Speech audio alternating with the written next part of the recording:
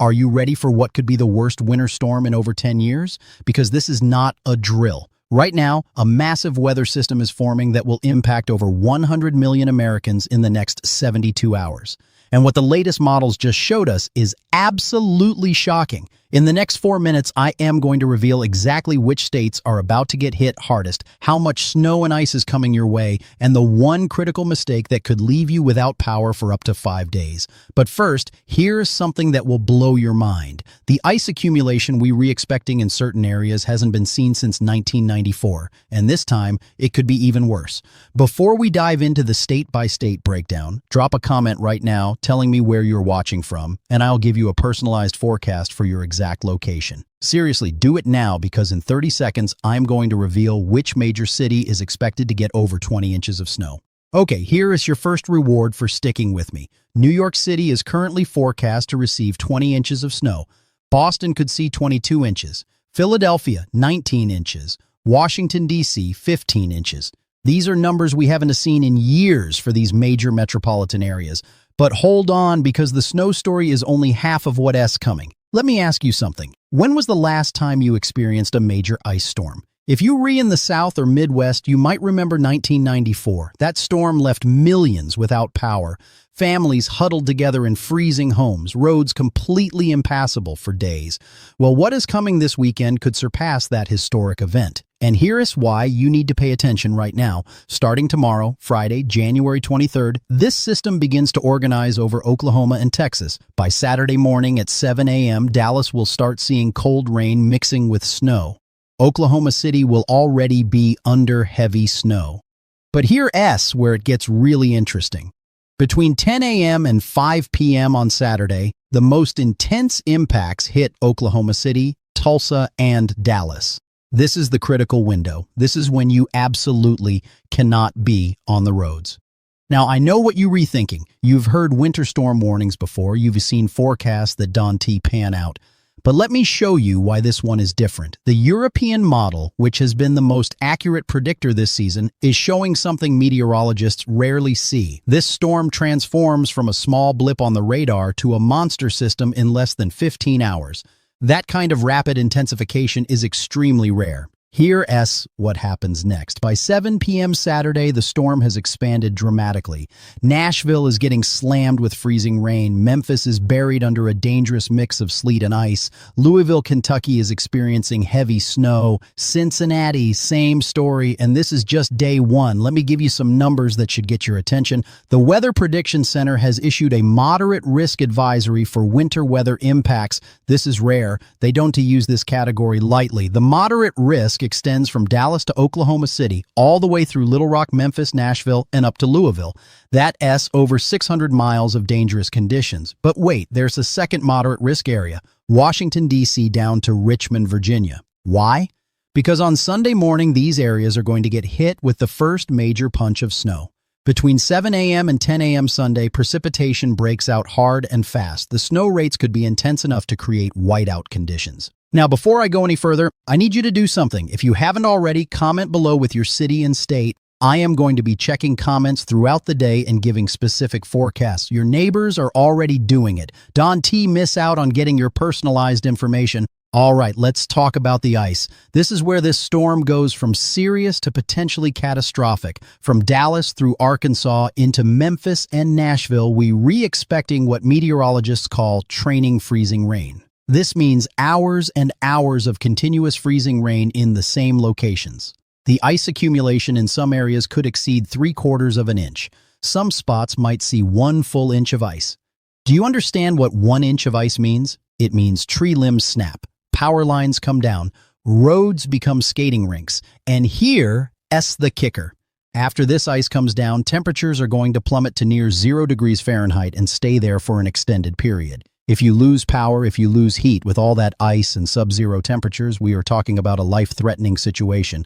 Let me paint you a picture of what's happening Saturday into Sunday. It's Saturday morning in Memphis. You wake up to snow. Within an hour, it transitions to sleet, then freezing rain. For the next 6 to 8 hours, freezing rain falls continuously. By evening, there's half an inch of ice coating everything. Trees are bending under the weight. You hear branches cracking. Then the power goes out. The temperature outside is 15 degrees Fahrenheit, and it's only going to get colder. This scenario isn't a fear-mongering. This is what the models are consistently showing. Texas and North Carolina have already declared states of emergency. They don't do that for minor weather events. They redoing it because they know what S coming. Now let S break down the snow totals state by state. And trust me, you are going to want to hear this because the numbers just got updated and they are higher than earlier forecasts. Oklahoma. Oklahoma City could see 6 to 10 inches of snow. Tulsa, similar amounts. But the real winner for snow in Oklahoma is Bentonville. This spot has been in the sweet spot of every model run. 12 inches of snow is very possible there.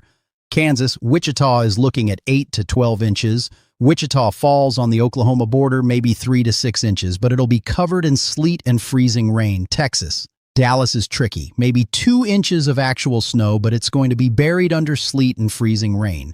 This is not going to feel like a typical 2-inch snowfall. It's going to be messy and dangerous.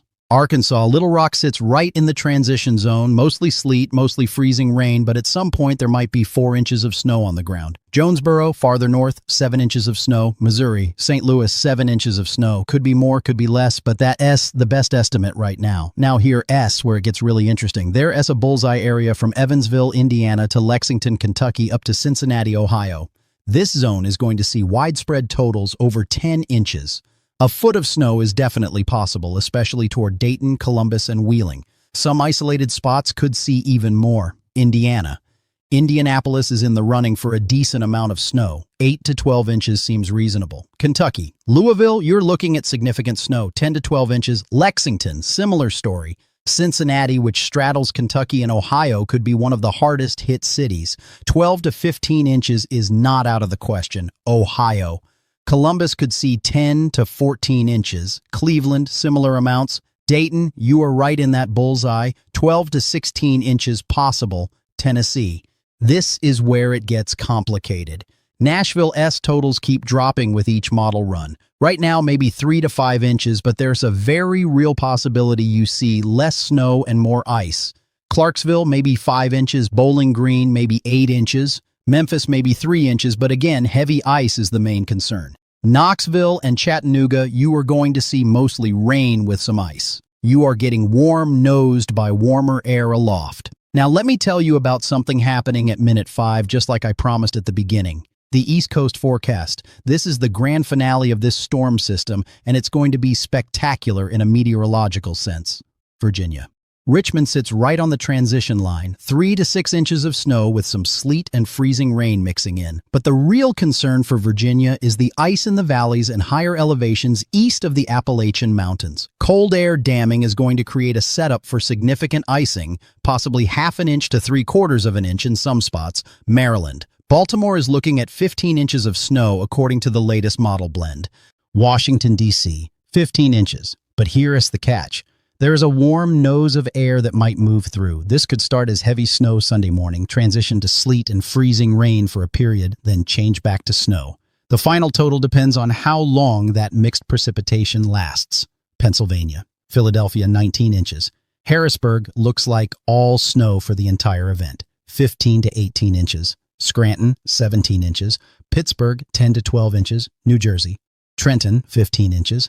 Northern New Jersey, especially areas closer to New York City, could see 18 to 20 inches. New York. New York City, 20 inches.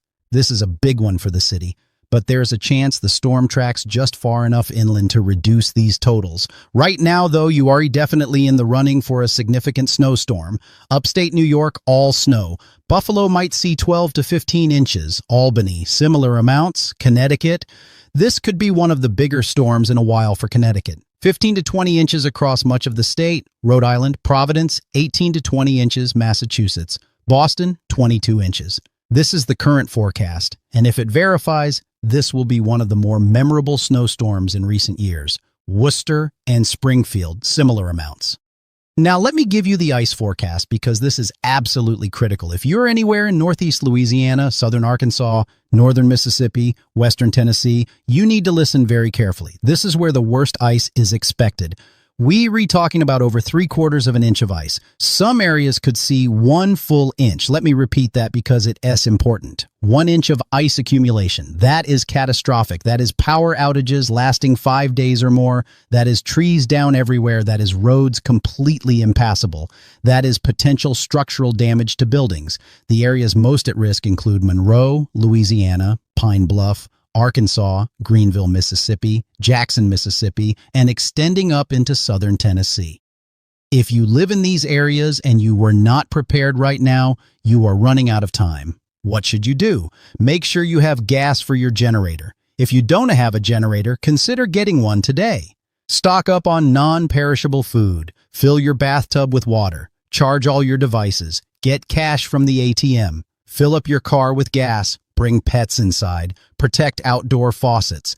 If you have elderly neighbors, check on them. Schools will likely be closed Monday and possibly into next week in the hardest hit areas. Travel will be nearly impossible in ice zones. Even after the storm passes, the cleanup will take days. Here is something else you need to know. After this storm moves through, we are not done with winter, not even close. The temperatures behind this system are going to be brutally cold. We're talking well below average everywhere east of the Rocky Mountains. And this cold air is going to stick around, setting the stage for potentially more winter storms in the following weeks. The long-range models are already showing good signals for additional storms with snow and ice impacting the South, Mid-Atlantic, Ohio Valley, and Northeast.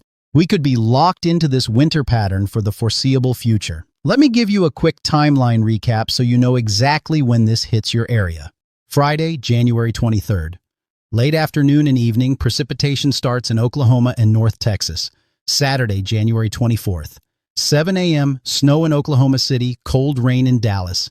10 a.m. to 5 p.m., most intense impacts in Oklahoma and Texas. 7 p.m., heavy icing ongoing in Nashville, all snow in Cincinnati and Louisville. Sunday, January 25th. 1 a.m., Columbus, Ohio gets the heaviest snow. 7 a.m., Washington, D.C. and Baltimore getting hit hard. 1 p.m., New York City and Philadelphia experiencing heavy snow.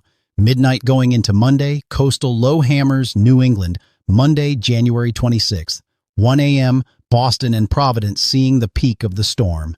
By evening, the system finally moves offshore and away from the region. Now, I told you earlier I'd give you something special if you stuck with me. Here it is. The top 5 cities most at risk for catastrophic impacts from this storm ranked by severity. Number 5, Memphis, Tennessee. Significant ice accumulation, possible power outages lasting 3 to 5 days, dangerous roads. Number 4, Nashville, Tennessee. Training freezing rain Saturday into Sunday, potential for 3/4 inch ice, extended power outages likely. Number 3, Little Rock, Arkansas, right in the heart of the ice zone, possible 1 inch ice accumulation in some areas, major infrastructure impacts expected.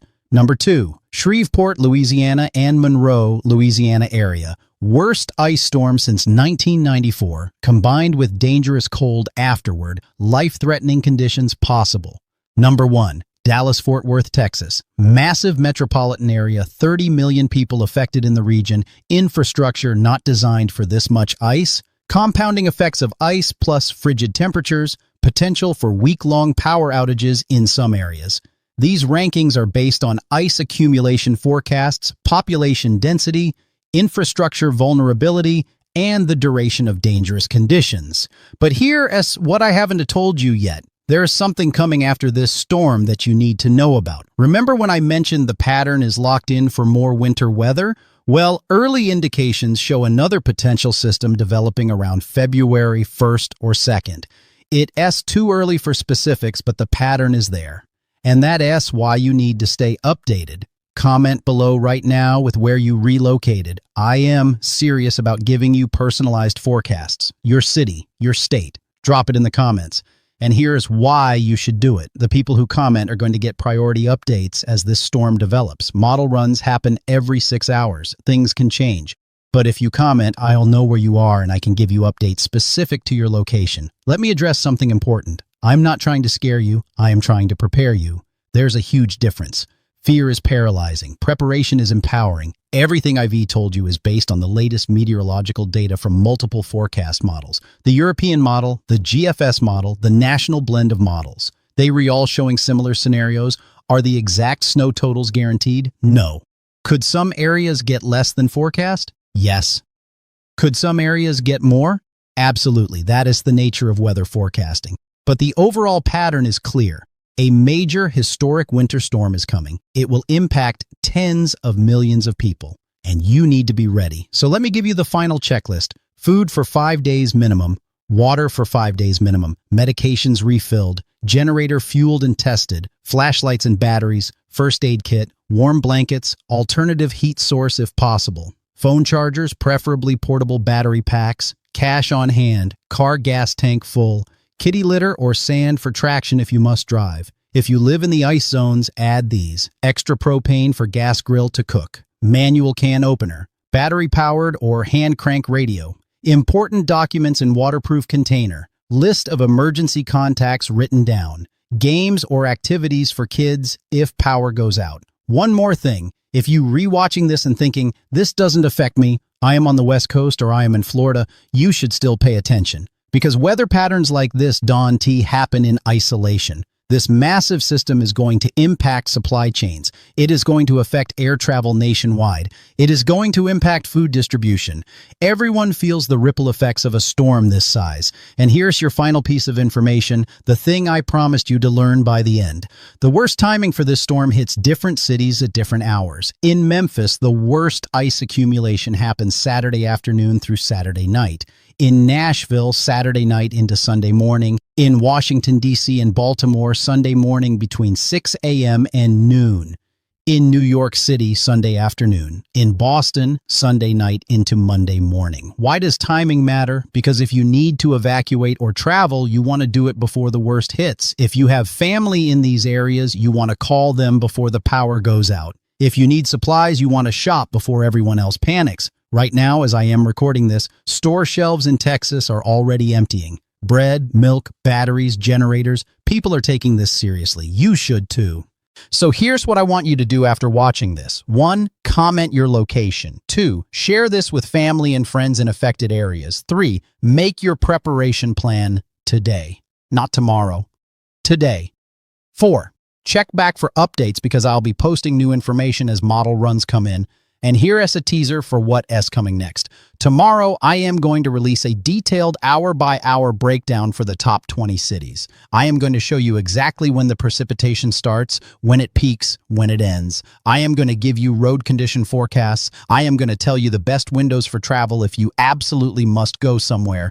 You're not going to want to miss that video. But there's even more. After this storm passes, I am going to do a complete analysis of what happened versus what was forecast. We're going to look at which models performed best. We're going to examine why certain areas got hit harder than others. And most importantly, we're going to look ahead at the next potential storm systems. Because remember, this is just the beginning of an active pattern. We could see 2 or 3 more significant winter storms before February ends. The jet stream configuration is locked in. The cold air is relentless and the moisture is available. That's a recipe for repeated winter weather events.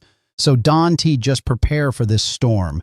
Prepare for the possibility of more. Stock up on supplies that will last. Get your winter gear in order. Make sure your car is winter ready. Check your home heating system. Clean your gutters of ice dams after this storm. Trim tree branches that look weak before the next one. This is marathon preparation, not a sprint. And the communities that do best in situations like this are the ones where neighbors help neighbors. So check on elderly folks. Offer to pick up supplies for someone who can get out. Share your generator power if you have extra capacity. Look out for each other. One final thought. Historic storms create historic memories. People who lived through the blizzard of 1993 still talk about it. People who experienced the ice storm of 1994 remember it vividly. This storm could be one of those events. Years from now, you'll remember where you were when the great winter storm of 2026 hit. Make sure you remembering it as the storm you were prepared for, not the storm that caught you off guard. Make sure your story is about how you helped your community, not how you struggled alone. Make sure you can look back and say, I did everything right. The next 72 hours are critical. The decisions you make today will determine how you weather this storm. So choose wisely, prepare thoroughly, stay informed, and most importantly, stay safe. Drop that comment with your location. I'll be back with more updates soon, and remember, we all in this together. From Texas to Maine, from the Gulf Coast to the Canadian border, we about to experience one of the most significant winter weather events in recent memory. Let's make sure everyone gets through it safely. Now let me break down some additional states that are going to be impacted that we haven't covered in detail yet. West Virginia. Charleston, you are looking at 8 to 12 inches of snow. Morgantown, 10 to 14 inches. The mountainous terrain is going to enhance snowfall in certain areas. Some ridgetops could see 15 inches. Delaware. Wilmington is right in the path, 12 to 16 inches of snow expected. Dover, similar amounts. The entire state is going to be impacted significantly. North Carolina. This is where things get complicated again. Asheville and the Western Mountains might see 6 to 10 inches of snow, but Raleigh, Durham, and the Research Triangle area, you are in the ice zone. Significant icing expected Sunday into Monday. Charlotte could see a mix that makes travel extremely dangerous. The Outer Banks will see mostly rain, but strong winds could cause coastal flooding. South Carolina. Columbia and Greenville are both at risk for significant ice. Half an inch of ice accumulation is possible. Charleston stays mostly rain, but even there, some sleet could mix in. Georgia. Atlanta is on the southern fringe of this system. You might see some sleet and freezing rain Sunday, but the main impacts stay north of you. However, northern Georgia, especially the mountains, could see significant ice accumulation. Dalton, Rome, and Gainesville should prepare for icing. Michigan. Detroit is going to get clipped by this system. 6 to 8 inches of snow. Grand Rapids, similar amounts. The Upper Peninsula could see 10 to 12 inches as the system moves northeast. Wisconsin. Milwaukee, you were looking at moderate snow. 6 to 10 inches. Madison, similar story. Green Bay could see 8 to 12 inches. Illinois. Chicago, this one is interesting. You on the northwestern edge of the heaviest snow. Right now, forecasts show 6 to 12 inches, but small shifts in the storm track could increase or decrease this significantly. Rockford could see more, maybe 10 to 14 inches. Springfield, you are in a good spot for heavy snow. 10 to 15 inches possible. Let me talk about something crucial that people often overlook: the wind. This storm is going to have significant wind gusts, especially as it intensifies moving up the East Coast. We talking about wind gusts of 40 to 50 miles per hour in some areas. In Boston and coastal New England, gusts could reach 60 miles per hour. Why does wind matter during a snowstorm? First, it creates blizzard conditions. Even if it's not technically a blizzard by definition, blowing snow reduces visibility to near zero. Second, wind knocks down trees and power lines, especially when they already weighted down with snow and ice. Third, wind chill. When you combine these cold temperatures with strong winds, the wind chill values are going to be dangerous. We talking about wind chills as low as negative 20 degrees Fahrenheit in some areas. Speaking of dangerous cold, let me give you the temperature forecast for the days following the storm. This is important because it determines how long the ice and snow stick around. Monday, January 26th. High temperatures in Dallas, 32 degrees Fahrenheit, Memphis, 28 degrees, Nashville, 26 degrees, Louisville, 24 degrees, Cincinnati, 22 degrees, Columbus, 20 degrees. These are high temperatures, meaning that the warmest it gets all day. Tuesday, January 27th, even colder. Dallas, 28 degrees, Memphis, 24 degrees, Nashville, 22 degrees, Louisville, 20 degrees, Cincinnati, 18 degrees, Columbus, 16 degrees, New York City, 26 degrees, Boston, 24 degrees. These temperatures are important because they mean the ice isn't going anywhere. Normally, after an ice storm, temperatures rise above freezing within a day or two and the ice melts. Not this time. The ice is going to stick around, making recovery efforts much more difficult. Power companies are already mobilizing crews. Utility workers from unaffected states are being called in to help. But here is the reality. When you have widespread ice damage across multiple states simultaneously, there aren't enough crews to fix everything quickly. Some areas could be without power for a week or more. That's not speculation. That's based on historical ice storm recovery times. Let me give you some specific numbers about ice storm impacts. When ice accumulation exceeds half an inch, approximately 80% of trees in the affected area will have some damage. When ice accumulation exceeds 3/4 of an inch, virtually 100% of trees have damage, and many will have catastrophic damage. Power outages become widespread. At 1 inch of ice, you are already looking at catastrophic infrastructure damage. Roads become impassable. Emergency services are hampered. This is a true emergency situation. The economic impact of a storm like this is staggering. The ice storm of 1994 caused over $3 billion in damage. Adjusted for inflation, that's about $6 billion in today's money. This storm could exceed that. We're talking about a larger geographic area, more population centers, and more infrastructure at risk. Air travel is going to be a nightmare. Major hubs like Dallas-Fort Worth, Chicago O'Hare, Cincinnati, Charlotte, Nashville, Washington Dulles, Baltimore, Washington, Philadelphia, Newark, JFK, LaGuardia, and Boston. Logan are all going to be significantly impacted. Thousands of flights will be canceled. If you have travel plans next week, check with your airline now. Consider postponing if possible. The shipping and logistics industry is going to take a major hit. Interstate 70, Interstate 64, Interstate 81, Interstate 95, all major truck routes are going to be shut down or severely impacted at various points during this storm. This means delays in deliveries of everything from food to medical supplies to consumer goods. The effects ripple nationwide. Let me address some questions I know people are asking. Can this storm weaken? Yes, it is possible. Weather systems sometimes don't develop as strongly as forecast. However, the agreement between different forecast models is remarkably high for this storm. That gives forecasters high confidence in the overall scenario. Could the storm track shift? Absolutely. And this is critical. A shift of just 50 to 100 miles can mean the difference between heavy snow and mostly rain for some cities. A shift north means more snow for places like New York and Boston. A shift south means more ice for Tennessee and less snow for the Ohio Valley. This is why you need to keep checking for updates. What about mixing? In transitional zones like around Nashville, Richmond, and parts of Pennsylvania, the precipitation type is going to change back and forth. Snow to sleet to freezing rain to sleet to snow. This creates a mess that is harder to deal with than pure snow. It's heavier, it's more dangerous, and it's more damaging. Here is something most people don't think about. Grocery stores. In the hardest hit areas, grocery stores might be without power for days. Even if they have backup generators, those generators might not cover refrigeration for the entire store. This means food spoilage. Combined with delivery delays, some stores might have empty shelves for over a week after the storm. Stock up now, pharmacies too. If you have prescriptions, especially critical ones, get them filled today. Pharmacies might be closed or inaccessible after the storm. And if you need a refill during the storm, you might be out of luck. Hospitals and emergency services are preparing. In ice storm zones, hospitals are stocking up on supplies, fueling generators, and making sure they have adequate staff willing to stay on site during the storm. But here is the thing. If you have a medical emergency during the storm, emergency responders might not be able to reach you quickly. Roads will be impassable.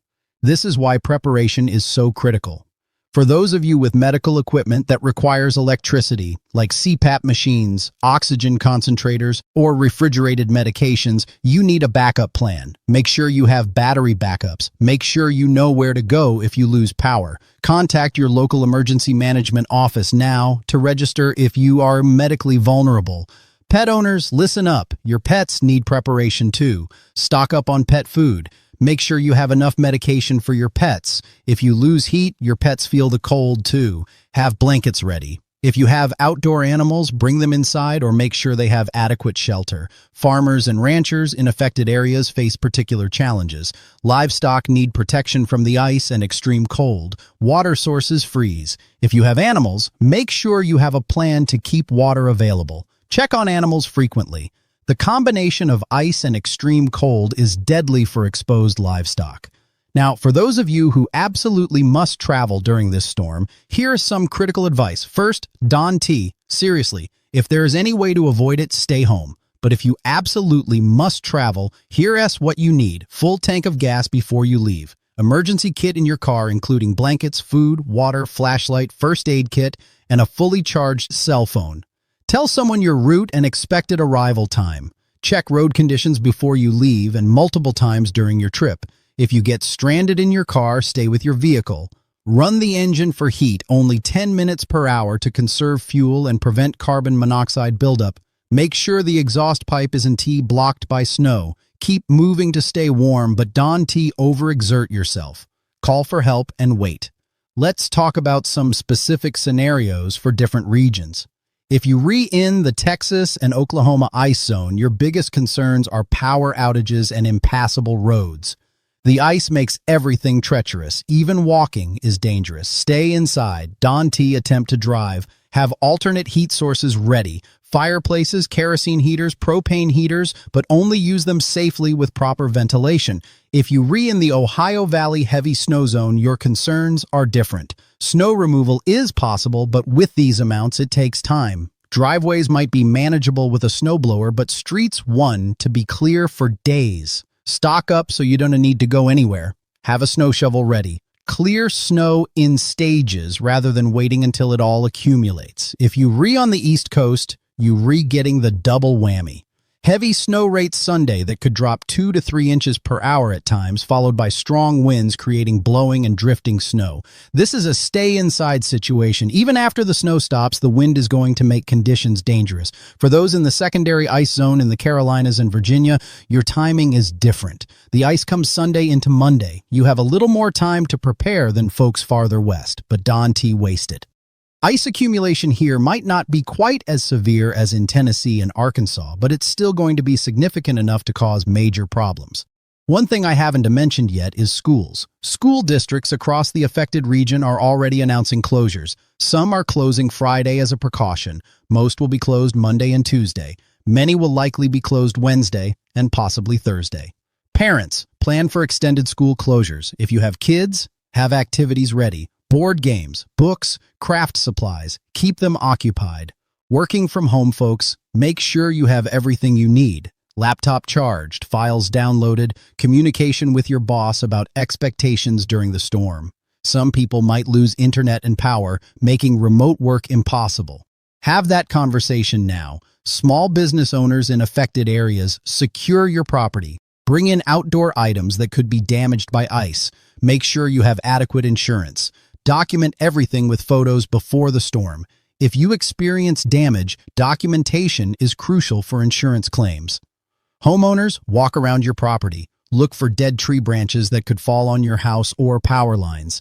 If it's safe to do so, trim them now. Clear gutters so melting ice has somewhere to go. Know where your main water shutoff is in case pipes freeze and burst. Disconnect and drain outdoor hoses. Renters, you have rights too. If you lose heat due to storm damage, your landlord is responsible for repairs. Document everything. Take photos. Keep records of communication. If heat isn't restored within a reasonable time, you may have the right to break your lease or withhold rent, depending on your state laws. Here's something positive in all of this. Communities come together during weather emergencies. Neighbors help neighbors. Strangers check on elderly folks. People share resources. This is when you see the best of humanity. So while you preparing yourself, think about others too. Do you have an elderly neighbor who might need help? A single parent who might need childcare support if schools are closed? Someone without transportation who can get to the store? Until next time.